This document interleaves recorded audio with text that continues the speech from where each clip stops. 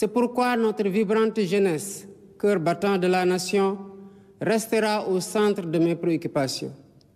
Chers jeunes du Sénégal, je fais mien vos rêves, vos aspirations et vos ambitions légitimes de réussir pour être utile à vous-même, à vos familles, à vos communautés et à votre pays.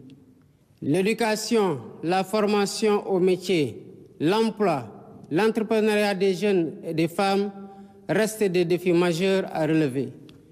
J'en ferai une priorité élevée des politiques publiques en concertation avec le secteur privé. Nous devons à cet effet revisiter les mécanismes existants, les améliorer et les rationaliser afin qu'ils répondent mieux aux besoins d'emploi et autres activités génératrices de revenus pour les jeunes. Pour encourager la création d'emplois, je compte m'appuyer sur un secteur privé fort parce que soutenu par l'État. Sur la base de nos besoins prioritaires, nous travaillerons ensemble pour endogénéiser notre économie. Bien entendu, le secteur privé international aura son plein rôle à tenir. Les Sénégalais sont braves, mais ils sont fatigués et attendent de nous des solutions contre la vie chère. La question du coût de la vie me préoccupe particulièrement et retient toute mon attention. Dans les jours à venir, des mesures fortes seront prises dans ce sens, après les concertations que j'entreprendrai avec les acteurs concernés. Mes chers compatriotes, de l'indépendance à nos jours, notre système politico-institutionnel et judiciaire a vécu bien des péripéties, les unes plus heureuses que les autres. 64 ans après, le moment me semble venu de tirer les leçons de nos réussites et de nos échecs pour une gouvernance publique plus moderne, plus républicaine et plus respectueuse des droits humains. C'est pourquoi, après avoir démissionné de mon poste de secrétaire général de PASTEF Les Patriotes, pour ainsi me mettre au-dessus de la mêlée, je convoquerai de larges concertations avec la classe politique et la société civile sur la réforme du système électoral notamment, le remplacement de la Sénat par une commission électorale nationale indépendante avec un renforcement de ses moyens de fonctionnement et de ses prérogatives, la rationalisation du nombre de partis politiques ainsi que leur financement, l'inscription sur le fichier électoral concomitamment à la délivrance de la pièce nationale d'identité. Par ailleurs, pour redorer le blason de la justice, lui redonner le prix qu'elle mérite et la réconcilier avec le peuple au nom duquel elle est rendue, j'entends organiser des assises regroupant les professions du métier, magistrats, avocats, huissiers, greffiers et autres auxiliaires de justice, les professeurs d'université et les citoyens pour identifier des pistes de solutions aux problèmes de la justice. Dans la quête d'un Sénégal meilleur au bénéfice de tous, j'entends instaurer une gouvernance vertueuse fondée sur l'éthique de responsabilité et l'obligation de rendre compte. En outre, j'engagerai sans tarder une politique hardie de bonne gouvernance économique et financière par la lutte sans répit contre la corruption, la répression pénale de la fraude fiscale et des flux financiers illicites, la protection des lanceurs d'alerte, la lutte contre le détournement des deniers publics et le blanchiment d'argent, l'amnistie des prête-noms et leur intéressement sous condition d'autodénonciation, la publication des rapports de l'IGE, de la Cour des comptes et de l'OFNAC. De même, l'exploitation de nos ressources naturelles qui, selon la Constitution, appartiennent au peuple, retiendra particulièrement l'attention de mon gouvernement.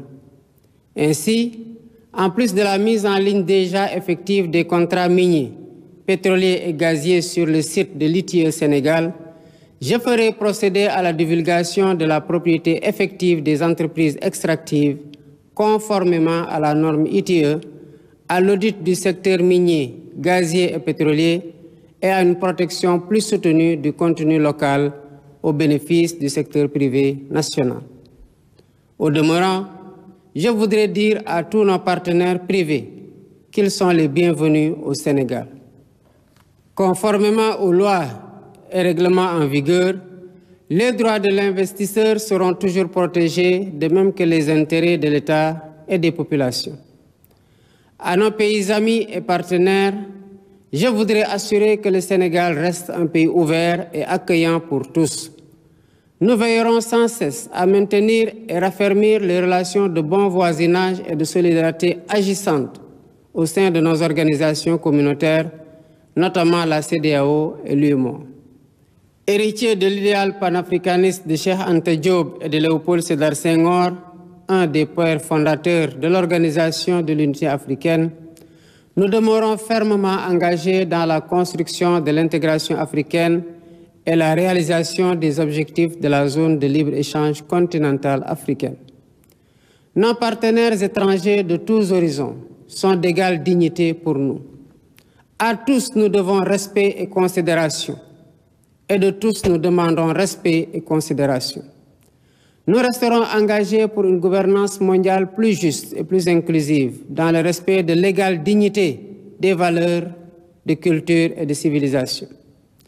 Mes chers compatriotes, la fête nationale, symbole de notre souveraineté, nous rappelle que nous sommes seuls face à notre destin et que personne ne fera à notre place ce que nous ne sommes pas disposés à faire pour nous-mêmes.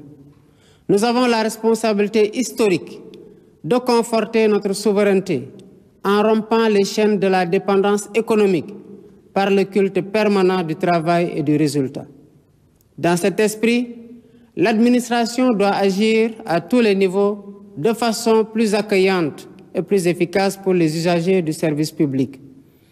Nous devons bannir de nos pratiques les procédures et formalités indues qui altèrent l'efficacité de l'État. Dans cet objectif, j'entends investir massivement dans la digitalisation des services et des procédures administratives. De même, il y a urgence à gagner notre souveraineté alimentaire en investissant plus et mieux dans l'agriculture, la pêche et l'élevage, les trois mamelles nourricières de notre pays. Je tiens particulièrement à ce que les subventions substantielles dépensées chaque année dans la campagne agricole bénéficient aux véritables producteurs et non à des acteurs intermédiaires.